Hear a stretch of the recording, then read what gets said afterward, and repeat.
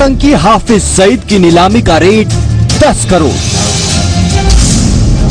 Don't blame us for Afghanis, or don't blame us for Hafiz Saeed. These were the people who were your darlings. Just only 20 years, 30 years back. खायर साहब सही कह रहे हैं। Liability का मतलब यह है कि हमने उनको रखा हुआ है।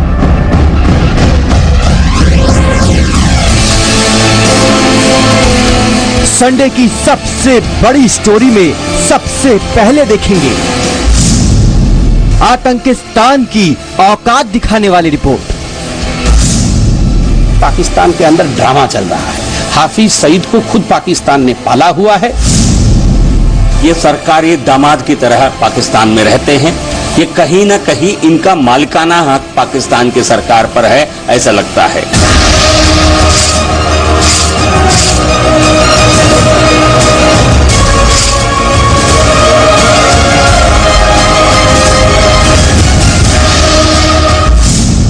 संडे की दूसरी बड़ी स्टोरी में दिखाएंगे स्वच्छ भारत अभियान के 3 साल बाद कितना स्वच्छ हुआ देश। हम वो लोग पान खा करके उस भारत मां पर पिचकारी मारे और फिर वंदे मातरम बोले। जो मूर्तियां हैं वो पूरी तरह से विसर्जित नहीं हो पाई, वो अभी भी पानी के ऊपर ही तैर रही हैं। वहां पर आपको सिर्फ और सिर्फ यहाँ गंदगी, ये तस्वीरें कहीं ना कहीं दिल को जरूर झकझोरती है। संडे की तीसरी बड़ी स्टोरी में देखिए दहकते अंगारे पर अंधविश्वास की दौड़।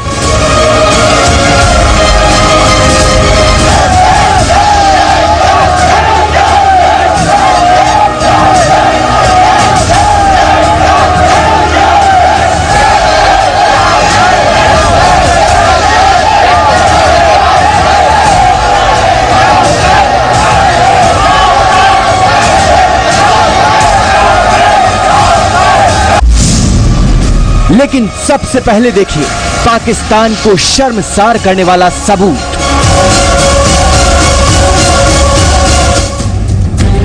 तो संडे की सबसे बड़ी स्टोरी में आपका स्वागत है। मैं हूं रुबिका लियाकत। आज की रिपोर्ट सबसे पहले आतंकिस्तान की औकात दिखाने वाली रिपोर्ट। इस रिपोर्ट का सच 10 करोड़ रुपए में छिपा हुआ है। ये 10 करोड़ रुपए जो आपको आतंकी हाफिज सईद के हाथ में नजर आ रहे हैं, ये 10 करोड़ आतंकी हाफिज की बोली है।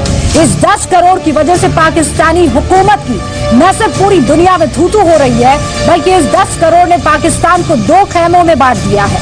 एक खेमा पाकिस्तान की सरकार के साथ है और दूसरा खेमा आतंकी हाफिज सईद के लिए हमदर्दी जता रहा है।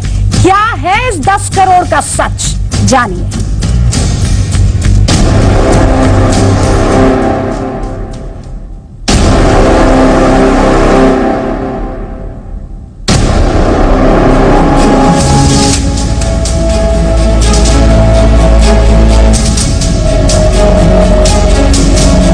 मुंबई आतंकी हमले का गुनहगार आतंकी हाफिज सईद पाकिस्तान के लिए क्या सचमुच बोझ बन चुका है?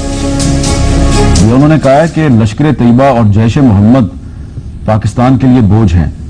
काफी इसको हाईलाइट किया है इंटरनेशनल मीडिया ने। It is very easy to say Pakistan is supporting Afghanis and Hafiz Saeed and Lashkar Taiba. Yeah. They are liabilities. They are liabilities. I accept they are liabilities. But give us time to get rid of these liabilities, because we do not have the assets to match those liabilities. You are increasing your liabilities further.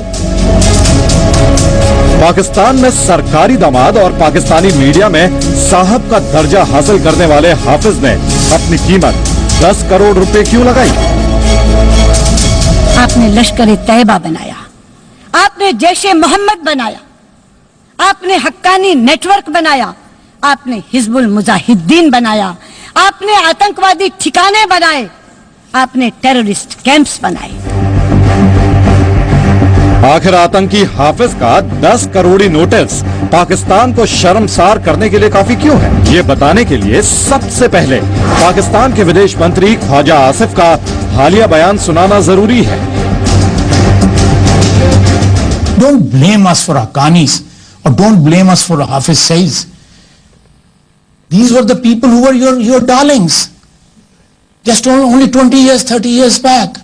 They were being dined and wined in White House. And no, you say go to help Pakistanis. Khwaja Asif ने New York में मंगलवार को Asia society forum को संबोधित करने के दौरान हाफिज पर बड़ा बयान दिया था। पाकिस्तान के विदेश मंत्री अपने मुल्क पर हाफिज जैसे आतंकियों को पालने के आरोप पर सफाई दे रहे थे। आसिफ का कहना था कि हाफिज जैसे आतंकियों को जन्म देने वाला पाकिस्तान नहीं, अमेरिका है। आसिफ के मुंह से अपनी बुराई सुनकर आतंकी हाफिज सईद इतना आग बबूला हो गया कि उसने पाकिस्तान के विदेश मंत्री पर 10 करोड़ रुपए का मानहानि का दावा ठोक दिया।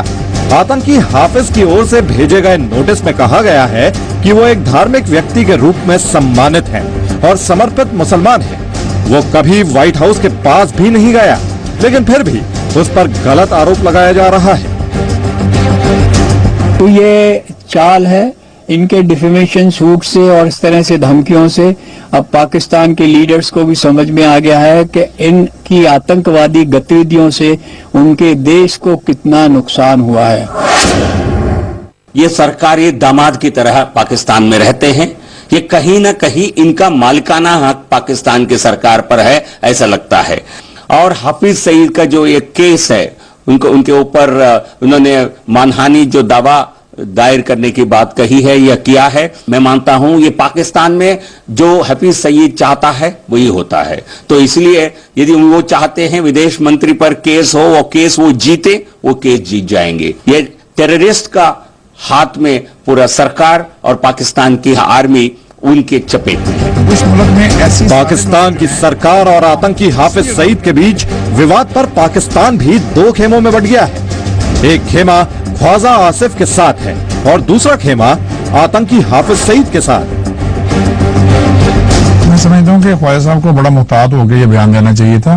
देखिए, आप लोग इनको ये मामला तो देखते हैं कि इंटरनेशनली आपको इल्जाम दिया जाता है हाफिज सईद साहब का या दीगर लोगों का, मगर कभी आपने उनके देखे हैं काम जो वो रफा के काम कर रहे हैं, वो इस मुल्क में जो रिहेबिलिटेशन के काम करते हैं, वो इस मुल्क में ऐसी सारे लोग जो हैं जिनको हम इसलिए गलत कहते हैं कि क्योंकि वो सिर्फ दाढ़ियों वाले हैं या वो लोग जो है वो मजहबी हैं, मगर जब कभी इस मुल्क के ऊपर कोई बुरा वक्त आया, सिलाब आया, जलजला आया, कोई दीगर मामला आते हैं, तो सबसे आगे तो ये लोग होते हैं। लिहाजा मैं समझता हूं कि ये सिर्फ इस वजह से मामला आया है कि जो चंद रोज पहले इलेक्शन हुआ है 120 में, उसमें हाफिज साहब की पार्टी ने हिस्सा लिया है और ये समझते हैं कि अब ये इनसे डिटैच होके एक इंडिपेंडेंट हैसियत में आए हैं, तो ये लिहाजा ये बात हो सकती है। मैं समझता हूं कि पाकिस्तान ने अपने इस मौकिफ की नफी की है इस बयान के जरिए। पाकिस्तान का मुकम्मल इसके ऊपर इत्तेफाक रहा है कि ये वो लोग हैं जो पाकिस्तान के लिए एक रिलीफ का भी काम करते हैं और पाकिस्तान के लिए इन लोगों ने बेइंतहा कुर्बानियां दी हैं। जल्दी से बात चौधरी साहब उसी रवैये का इजहार कर रही हैं, इस मतलब में इशारा किया। पाकिस्तान में आतंकी हाफिज सईद कहने को तो नजरबंद है, लेकिन हकीकत यह है कि वो उसी मुल्क में अपनी राजनीतिक पार्टी बनाकर चुनाव लड़ रहा है। शायद यही वजह है कि पाकिस्तान की जो सरकार कल तक आतंकी हाफिज की खातिरदारी सरकारी दामाद की तरह कर रही थी, वही सरकार अब जाकर ये मानने लगी है कि हाफिज ना सिर्फ आतंकी है बल्कि पाकिस्तान पर बोझ भी है। पाकिस्तान के अंदर ड्रामा चल रहा है। हाफिज सईद को खुद पाकिस्तान ने पाला हुआ है। उसको जिस प्रकार से राजनीतिक पार्टी वो बना के अब इलेक्शन लड़ने की बात कर रहा है, ऐसे में ये जो ड्रामा चल रहा है पूरा संसार इसे देख रहा है और पाकिस्तान का सच अब पूरे दुनिया के सामने आ रहा है। जब पाकिस्तान मानता है कि हाफिज सईद आतंकी है और पाकिस्तान पर बोझ है, तो फिर ऐसे आतंकी को जमीन और संरक्षण देने का क्या मतलब है? मुंबई हमले के मास्टरमाइंड के लिए नजरबंद की नौटंकी फिर क्यों हो रही है?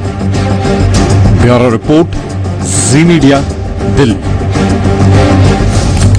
और ये तो सुनिए आप, आतंकी हाफिज सईद ने कहा है कि 14 दिनों के अंदर पाकिस्तान के विदेश मंत्री उससे माफी मांग ले, नहीं तो कानूनी कार्रवाई की जाएगी। आतंकी हाफिज ने पाकिस्तान के विदेश मंत्री को मानहानि का नोटिस भेजा। क्या हाफिज सईद अमेरिका पर भी मानहानि का मुकदमा दर्ज कराएगा? भारत पर भी मानहानि का मुकदमा दर्ज कराएगा? किस किस को नोटिस भेजेगा आतंकी हाफिज?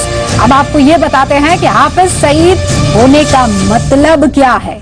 उससे पहले एक आंकड़ा आपको दिखाना जरूरी है, किस तरह पाकिस्तान को आतंकवाद से बीते 1 दशक से नुकसान हुआ है।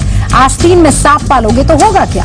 पाकिस्तान के इकोनॉमिक सर्वे के मुताबिक साल 2004-5 से लेकर 2014 और 15 के बीच आतंकवाद की वजह से पाकिस्तान को करीब 6,34,000 724 करोड़ का नुकसान उठाना पड़ा है। साल 2013 और 14 में पाकिस्तान को आतंकवादी घटनाओं की वजह से सिर्फ एक साल में 41,887 करोड़ रुपए का नुकसान हुआ था। साउथ एशिया टेररिज्म पोर्टल के मुताबिक साल 2005 से लेकर अब तक पाकिस्तान में 54,960 लोग आतंकवादी घटनाओं में मारे जा चुके हैं, 54,960 पीपल। और इंडिया स्पेन के आंकड़ों पर नजर डालिए, एक दशक में पाकिस्तान में आतंकवादी हमलों में मारे गए लोगों की संख्या में 748% का इजाफा हुआ है। इन सब की वजह कौन है? हाफिज। और हाफिज जैसे आतंकवादियों को पाकिस्तान की सरकार और सेना का समर्थन।